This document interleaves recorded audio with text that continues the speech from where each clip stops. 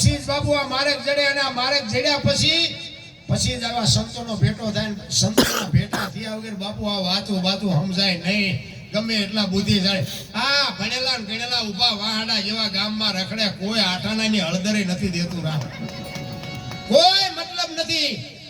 આ મેં તમને પૈસા આપ્યા છે, આ મારા આ ગામમાં શું હગું છે કાંઈ? મને કોઈ ઓળખતા હતા, હું આ ઉપર બેઠો છું, હું બોલું છું, તમે સાંભળો છો, અમે પૈસા આપ્યા છે. પણ બાપુ સાચી ઠોકીને કહું છું, તમારે સાંભળવું જ પડે, હોનું છે એટલે સાંભળવું પડે. આ ડાલડા નથી, ચોખ્ખે ચોખ્ખું છે એટલે સાંભળવું પડે. કહેવાનો મારો અર્થ એ છે, સાચું સાંભળવું છે પણ કોઈને કહેવું નથી.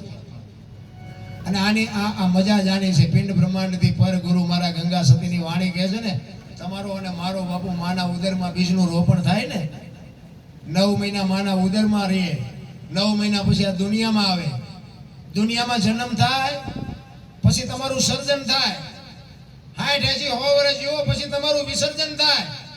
આ દુનિયા છોડીને તમારે જવું પડે.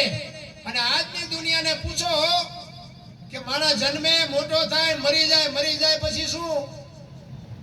તો બધા એમ કે કઈ નહીં, બસ ગયા, મરી ગયા પછી શું? તો બાપુ જો વાણી કે છે ગંગા સતીની, પિંડ બ્રહ્માંડથી પર ગુરુ મારા એનો બતાવું તમને દેશ.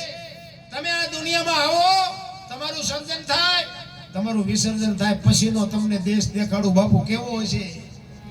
વાણી આખી પડી છે રામ. આ તો સોપડા લઈને બેસી ગયા છે, 50,000 લઉં છું, લાખ લઉં છું, લ્યો.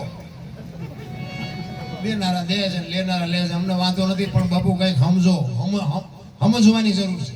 નકરા રાગડા તને આ કથા તમે બેહાડી, આવડી મોટી કથા છે, આ રામદેવ કથા છે, આપણે રામ કથા હોય, ભાગવત હોય, દેવી પુરાણ હોય, શિવ પુરાણ હોય. હું એમ કહું છું કે આ કથા એવું બેહાડવાની જરૂર શું છે?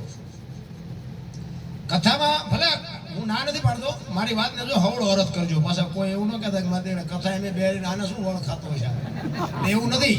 પણ મારો કહેવાનો અર્થ શું છે કે કથા તમે આ બેહાડો, આમાં વાત તો એકની એક જ હોય ને.